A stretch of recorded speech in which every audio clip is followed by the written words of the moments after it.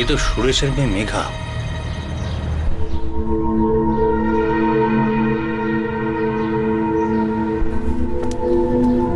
500 গ্রাম ডাল দাও না। আর বল, কেমন আছিস তুই? আমি ভালো আছি। আর তোর দিদি মেঘা? ও ভালো আছে।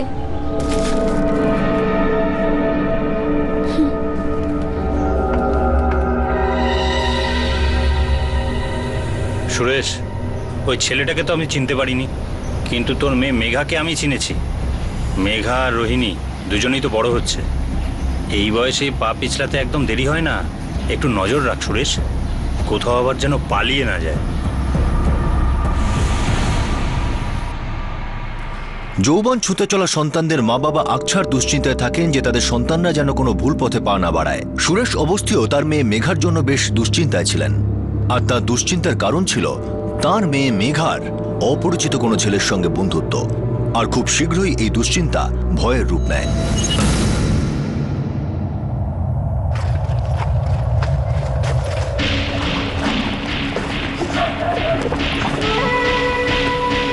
শুনছো, মেঘা বাড়িতে নেই। ঘরে নেই মানে? কোথায় গেছো? জানি না, আমি তো রান্না করে খাবার তৈরি করছিলাম, আর ও তো পাশের ঘরে ছিল।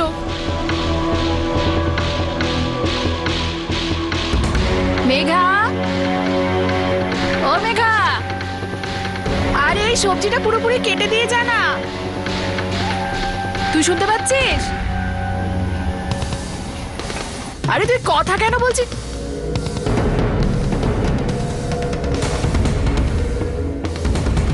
মেঘা,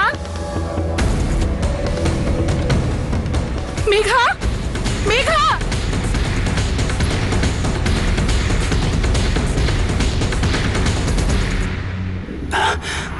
আর রোহিণী, ও কোথায়? ও তো এক্ষুনি স্কুল থেকে ফিরলো। এই রোহিণী, মেঘা কোথায়? আমি কিছু জানি না বাবা, দিদি আমাকে কিচ্ছু বলেনি। ও ওই সোমেশ ছেলেটার সাথে পালায়নি তো?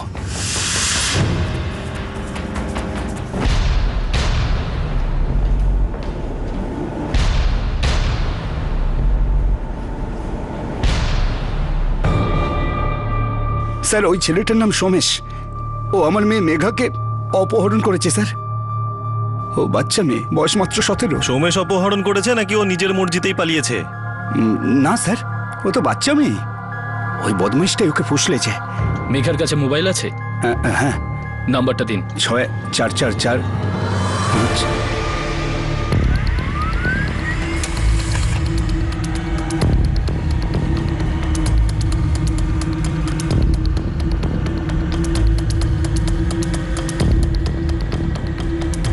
স্যার, একটা অদ্ভুত ব্যাপার। গত 2 সপ্তাহ ধরে মেঘার ফোন থেকে কোনো কল যায়নি, আর ওর ফোনের লাস্ট লোকেশন ওর বাড়ি।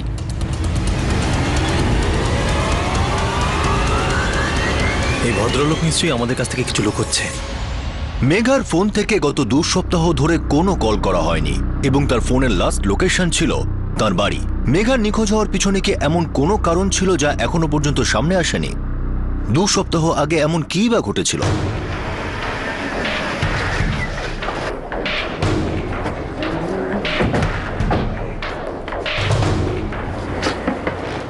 আমি সত্যি কথা বলছি। আপনি যদি মিথ্যে বলেন তাহলে জেনে নিন, আপনার মেয়েকে কোনোদিনও আপনি ফিরে পাবেন না। আপনার মেয়ে মোবাইল ফোনটা বাড়িতে ইচ্ছে করে ফেলে গেছে।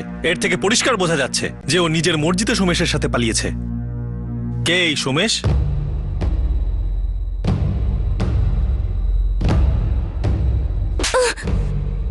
বাবা, আমি সত্যি বলছি, আমি কারোর সাথে ছিলাম না। সবাই শুধু মিথ্যে কথা বলছে, তাই না? 2 বার তোকে সবাই দেখেছে ওই ছেলেটার সাথে ঘুরতে।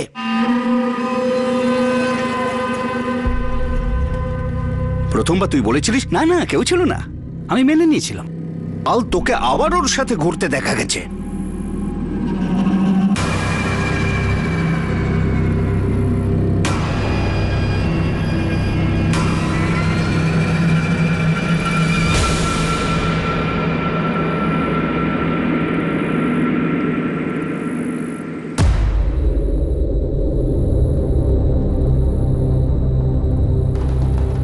সুরেশ, নিজের মেয়েকে একটু সাবধানে রাখো।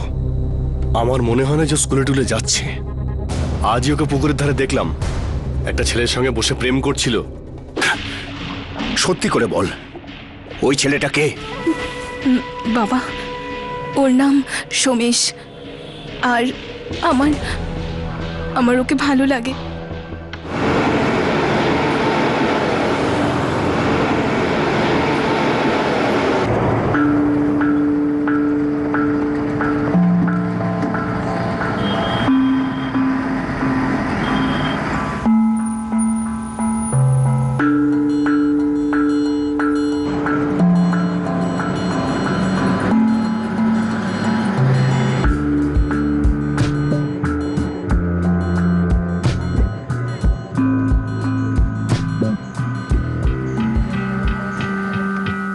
মনটা কোন দিকে থাকে? হ্যাঁ, তুমি মেয়েদেরকে নিয়ে বাপের বাড়ি ঘুরতে চলে গেলে, আর ওদিকে ওই ছেলেটার সাথে বেমালুম ঘুরে বেড়াচ্ছে। তুমি কিছু জানতেই পারলে না? তুই নিশ্চয় কিছু জানিস। এই তুই বল আমাকে।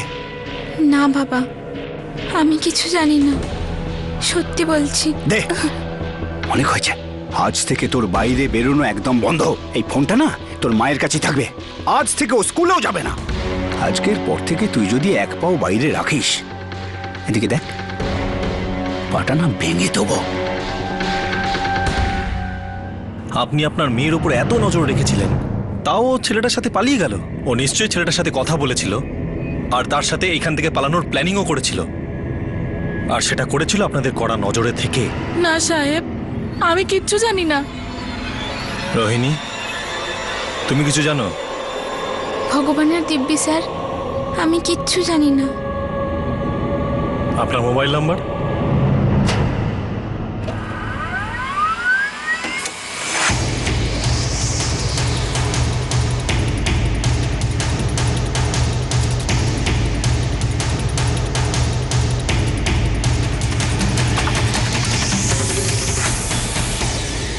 স্যার, মেঘা আর ওর বাবা সুরেশের ফোন কলে একটা নাম্বার কিন্তু কমন, কিন্তু সেটা বন্ধ আছে। এই নাম্বারটা নিশ্চয়ই সোমেশেরই হবে। মানে মেঘা ওর বাবার ফোন থেকে সোমেশকে ফোন করতো?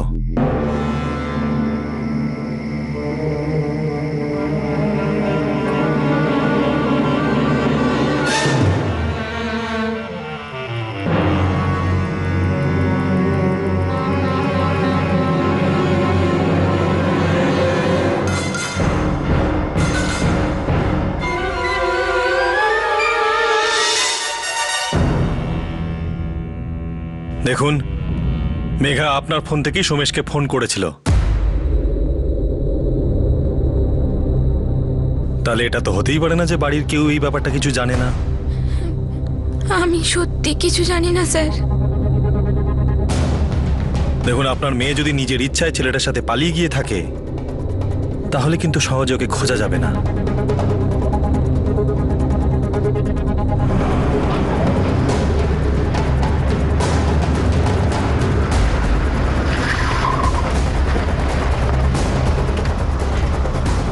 জানি না স্যার এই সোমেশ কোথায়। গত 3 দিন ধরে তোর কোনো পাত্তাই নেই স্যার। কোথায় থাকে ও? এই পাশের গ্রামেই থাকে স্যার, একলা থাকে ও। ওর বাবা মা এই পাশেই নার্জিয়াপুর নামে একটা গ্রাম আছে, ওখানেই থাকে।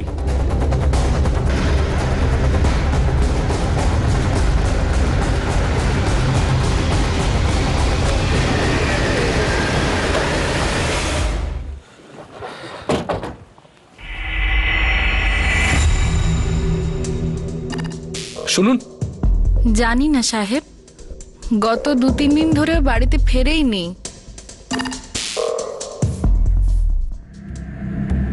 সুরেশ, আমি তখনই বলেছিলাম একটু নজর রাখো।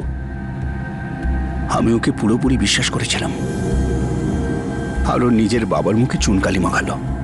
আর রোহিণী, আমি যদি জানতে পারি না তুই ওকে সাহায্য করেছিস পালাতে, তাহলে তোর কপালও দুঃখ আছে। আমি সত্যি কিছু জানি না বাবা, আমি সত্যি বলছি।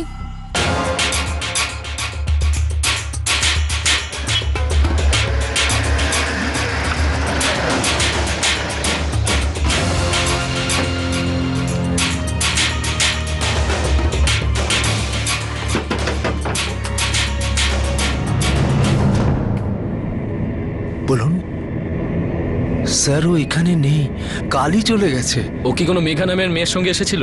হ্যাঁ সাহেব। আর এর জন্য ও আমাদের কাছ থেকে অনেক গালিও খেয়েছে স্যার। পাগল হয়ে গিয়েছিস? মাথা কি একেবারে গেছে? এভাবে কোনো মেয়েকে নিয়ে কেউ পালিয়ে আসে? দেখ, ওকে নিয়ে গিয়ে আগে ওর বাড়িতে পৌঁছে দিয়ে আয়। না মা, আমি মেঘাকে খুব ভালোবাসি, আর যদি বিয়ে করতে হয় তো একেই করব। দেখ মা, ওর তো মাথা খারাপ হয়ে গেছে। তুই তোর বাড়ি চলে যা মা, তোর বাবা মা চিন্তা করছে। আমি সোমেশকে খুব ভালোবাসি, আর আমি বাড়ি ফিরে যেতে পারবো না, না হলে বাবা মা আমাকে শেষ করে ফেলবে। ঠিক আছে, তোরা যা ভালো বুঝিস তাই করে যা। আমরা এই বিয়েকে মানছি না। ভগবানের দিব্যি, তোরা এখান থেকে চলে যা, চলে যা এখান থেকে। স্যার, ওদের আচরণ আমাদের ঠিক মনে হয়নি বলে ওদেরকে চলে যেতে বলেছিলাম। আমরা অনেক বুঝিয়েছিলাম যে মেয়েটাকে ওর বাড়িতে গিয়ে পৌঁছে দিয়ে আয়। ও এখন কোথায় আমরা কিছু বলতে পারবো না স্যার। স্যার, সোমেশের মা বাবার সঙ্গে কথা হলো। ওই মেঘা নিজের মর্জিতেই ছেলেটার সঙ্গে চলে গেছে। এখন মেঘাকে খুঁজে বার করা খুব প্রবলেম হয়ে যাবে। ও নিজের ইচ্ছায় পালিয়েছে, তার উপর নাবালিকা। একটা কাজ করো, এদের দুজনের ফটো সার্কুলেট করো। যে কোনো দিকে যেতে পারে, হয়তো দিল্লির দিকে পালিয়েছে। স্যার,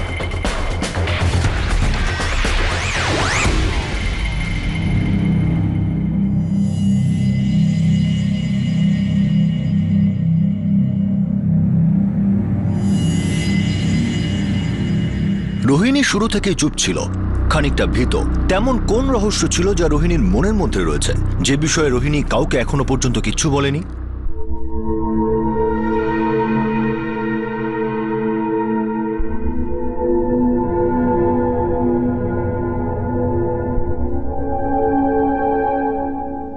আমি সুমেশকে খুব ভালোবাসি। এসব কি বলছিস দিদি? যদি বাবা জানতে পারে তুই ওনার ফোন থেকে রোজ ওকে ফোন করিস, তাহলে ধরে ফেলবে। আমি জানি, কিন্তু আমি সুমেশকে ছাড়া বাঁচতে পারবো না। এই জন্য আমি ওর সাথে যাচ্ছি। ওর সাথে যাচ্ছিস মানে? তুই ওর সাথে পালাতে চাস?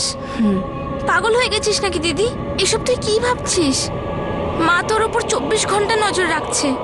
যদি বাবা জানতে পারে যে তুই এইসব ভাবছিস, তাহলে বাবা প্রাণে মেরে ফেলবে। তুই আমাকে সাহায্য কর। কাল যখন তুই স্কুলের জন্য বেরোবি, ব্যাগে আমার জন্য কয়েকটা জামা কাপড় রাখবি। আর কাল স্কুলে যাবি না, হাইওয়ের সামনে আমার জন্য দাঁড়াবি। কেন আমাকে এর মধ্যে জড়াচ্ছিস? বাবা আমাকে একদম মেরে ফেলবে। কিচ্ছু হবে না তোর। যদি কেউ কিছু জিজ্ঞেস করে, বলবি আমি কিছু জানি না।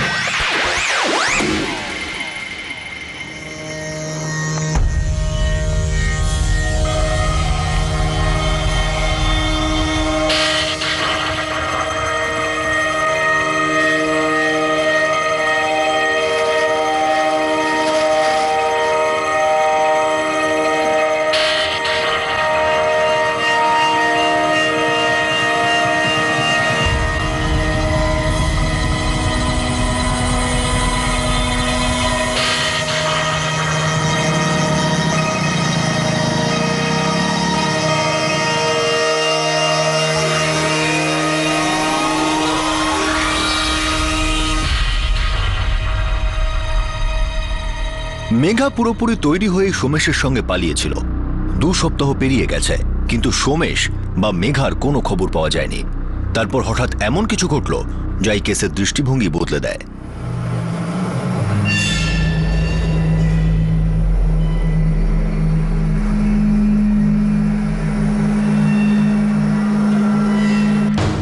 স্যার, সব জায়গায় মেঘা আর সোমেশের ফটো পাঠিয়ে দিয়েছি, কিন্তু কোথাও থেকে কারোর কোনো খবর পেলাম না এখনো। খুব প্ল্যানিং করে পালিয়েছে এরা, যাতে ওদের কেউ ধরতে না পারে। আমার ভয় লাগছে কোনো বিপদ না ঘটে যায়।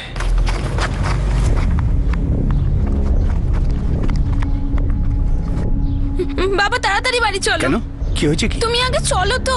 এই তুই দিকটা দেখ তো, আমি ঘুরে আসছি।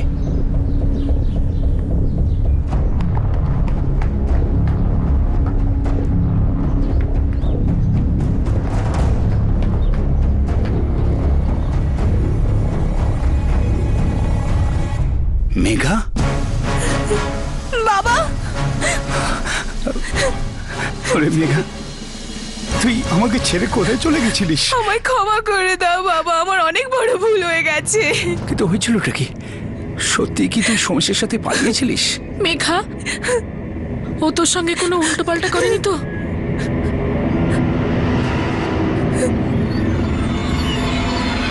আমার প্রথম থেকেই সন্দেহ ছিল রোহিণী, যে তুমি এই ব্যাপারে সব কিছু জানো। স্যার, অল্প বয়স, ক্ষমা করে দিন। আর মেঘাও তো এখন ফিরে এসেছে, সব ওই সমেশই করেছে এসব। মেঘা, এবার বলো কি ঘটেছিল তোমার সাথে? সোমেশ কি জোর করে তোমায় কিছু করেছে?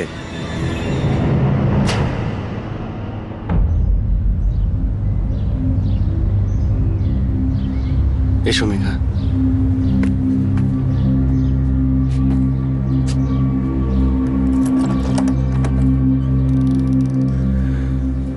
আজকে থেকে এটাই আমাদের বাড়ি মেঘা।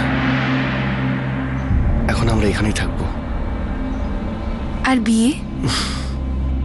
সেটাও খুব তাড়াতাড়ি করব, ঠিক আছে? ও বারবার আমাকে একই কথা বলেছে যে ও আমাকে বিয়ে করবে, কিন্তু আমার মনে হয়নি যে ও আমাকে বিয়ে করতে চায়। শুধু আমার সাথে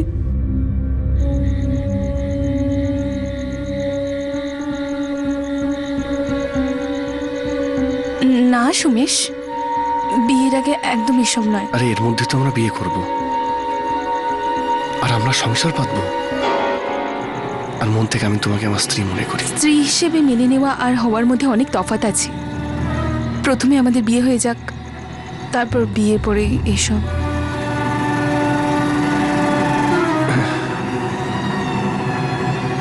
ও প্রতিটা রাত আমার কাছে আসার চেষ্টা করত, কিন্তু আমি ওর একটা কথাও শুনিনি। আমি বারবার ওকে বিয়ে করার কথা বলতাম। একদিন যখন ও বাড়ির বাইরে কাজ খুঁজতে গিয়েছিল,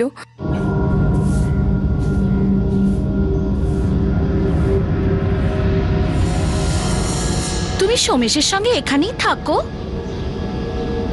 হ্যাঁ, বিয়ে হয়েছে না এমনি? বিয়ে তো হয়েছে, কিন্তু আপনি এসব কেন জিজ্ঞেস করছেন? এমনি জিজ্ঞাসা করলাম। ওই সোমেশের তো আরেকটাও বউ আছে না? এই এখানে বাগরাহি গ্রামেই থাকে। তোমাকে সোমেশের সঙ্গে দেখলাম, তাই ভাবলাম জিজ্ঞাসা করেই নি।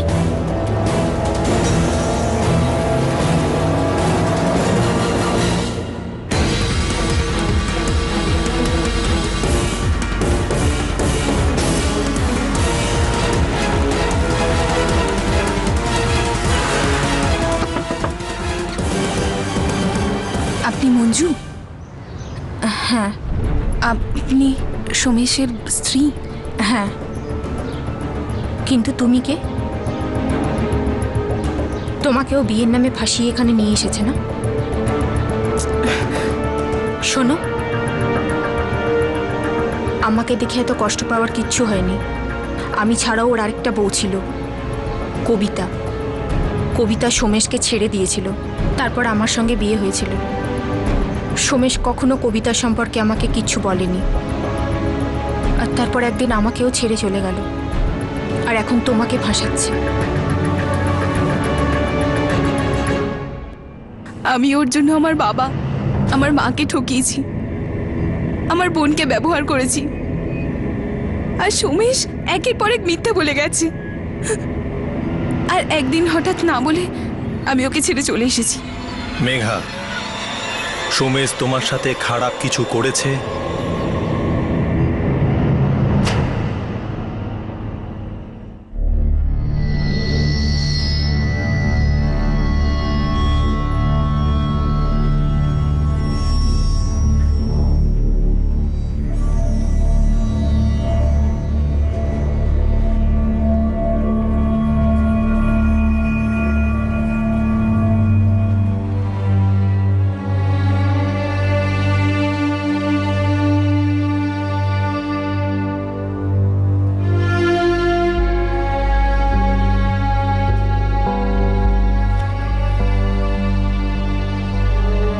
মেঘা, এই নে ধর। না বাবা, এটার আর কোনো দরকার নেই। মা, যদি কেউ নিজের ভুলটাকে শুধরে নিতে পারে তাহলে ভুলটা আর ভুল থাকে না। ভুল তো সবাই করে, সেটাকে শুধরে নিতে পারাটা অনেক বড় ব্যাপার। তুই তো তোর ভুলটা শুধরে নিয়েছিস, ভবিষ্যতে আর ভুল করিস না। নে, এটা তুই রাখ।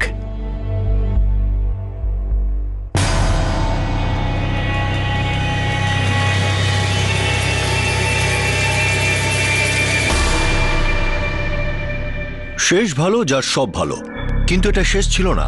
আরো একটা সমস্যার সূচনা ছিল, এমন একটা সমস্যা যার বিষয়ে কেউ ভাবেও নি।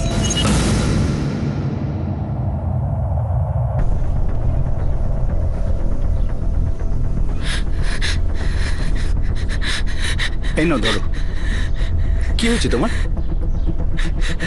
মেঘা আর রোহিণী দুজনেই বাড়িতে নেই। রোহিণীর বান্ধবী বলল আজকে ওই স্কুলেও যায়নি। কি? মেঘা রোহিণী দুজনে পালিয়েছে? হ্যাঁ স্যার, আমি স্কুলেও খোঁজ করে এসেছি। মেঘা ফিরে আসার পর তো আবার স্কুল পাঠাতে শুরু করি আমি তো ওর ফোনটাও ফিরিয়ে দিয়েছি, কিন্তু এখন ফোনটাও বন্ধ। এখন ওদের দুজনকেই পাওয়া যাচ্ছে না, ওদের কোনো খোঁজ পাচ্ছি না স্যার।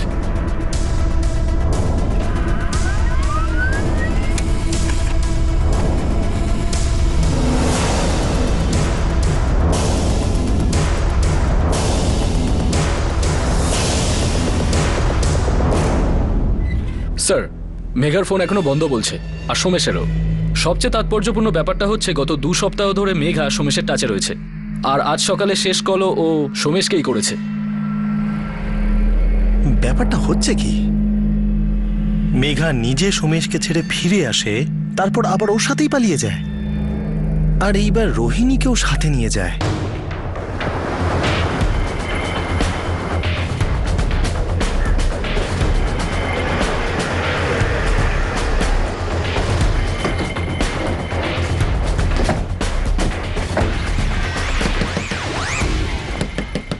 কি?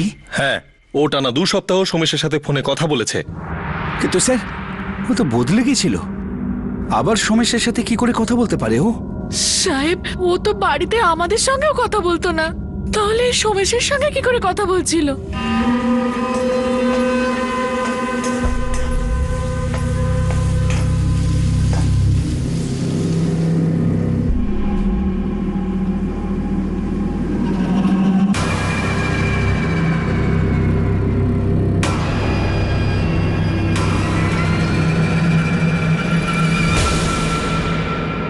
এটা কিছুতেই হতে পারে না স্যার।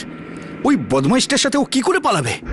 আর তাছাড়া রোহিণীকে ওর সঙ্গে কেন নিয়ে যাবে? সোমেশ আর মেঘা দুজনেরই ফোনের লোকেশনে ট্রেস পাওয়া যাচ্ছে না, দুজনেরই ফোন বন্ধ। আর আজকে সকালে মেঘা লাস্ট ফোন সোমেশকেই করেছিল। স্যার, স্যার, আমার মাথা আর কাজ করছে না। আমার মেয়েদের যেন বড় ক্ষতি না হয়ে যায়। এটাই তো মনে হচ্ছে যে ওরা আবার পালিয়েছে, কিন্তু এটা বুঝতে পারছি না যে এইবার রোহিণীকে কেন সাথে নিয়ে গেল।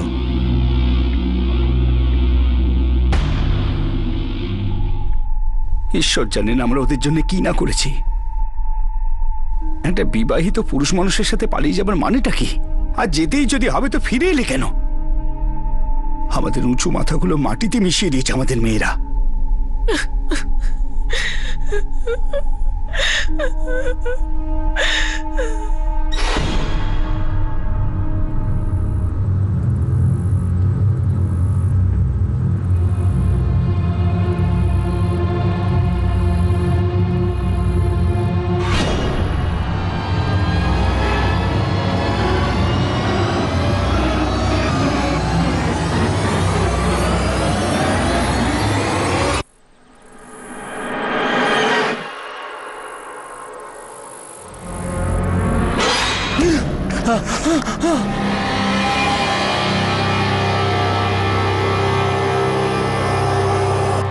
স্যার, পাশের গ্রামের থানা থেকে ইন্সপেক্টরের ফোন এসেছিল। ওখানে দুটো বডি পাওয়া গেছে।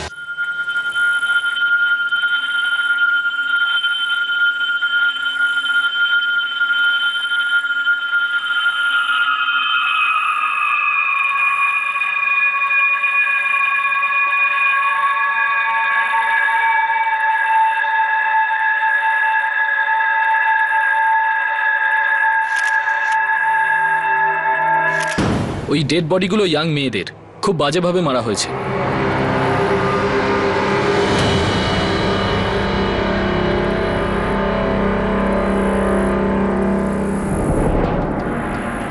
স্যার, দুটো মেয়ে আছে, মুখ খুব বাজেভাবে নষ্ট করা হয়েছে।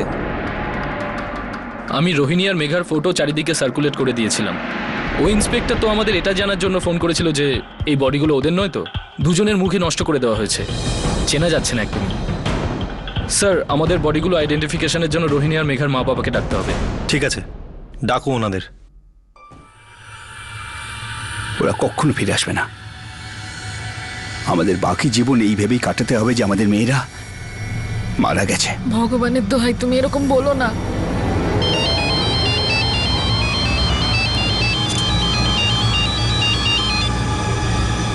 হ্যালো,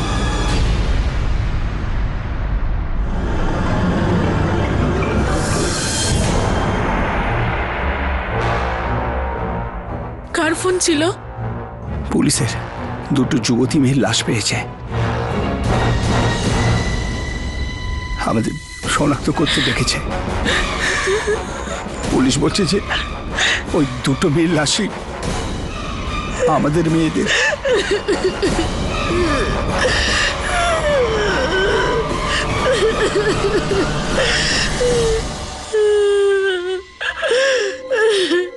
না মেঘার মা বাবা আর না পুলিশ এটা জানতে পেরেছিল যে আসলে মেঘা আর সোমেশের মধ্যে ঠিক কি ঘটেছিল। আর এখন তো রোহিণীও মেঘা আর সোমেশের সঙ্গে নিরুদ্দেশ ছিল।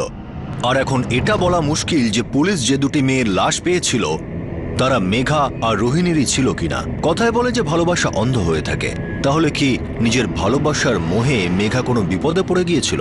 কিন্তু রোহিণী তার সঙ্গে কেন পালিয়েছিল? সোমেশ এমন কি জাদু করেছিল মেঘার উপর যে মেঘা এটা জানার পরেও যে সোমেশের দুটি বিয়ে হয়েছে মেঘা তার সঙ্গে পালিয়ে গেল? এমন কি কেউ ছিল যে সবকিছু জানতো কিন্তু নীরবতার আশ্রয় নিয়েছিল? এরকমই আরো অনেক প্রশ্নের উত্তর আমরা আপনাদের দেব আগামী দিন, আগামী পর্বে এই কেসের দ্বিতীয় তথা শেষ ভাগে। আপনাদের সাথে আবার দেখা হবে ক্রাইম পেট্রোল সতর্কতে। ততক্ষণ নিজের খেয়াল রাখবেন, সুরক্ষিত থাকবেন, আর মনে রাখবেন সঠিক সময় সঠিক পদক্ষেপ। সতর্ক থাকুন। জয় Hind. For more updates, subscribe to our channel, click the show links and enjoy watching the videos.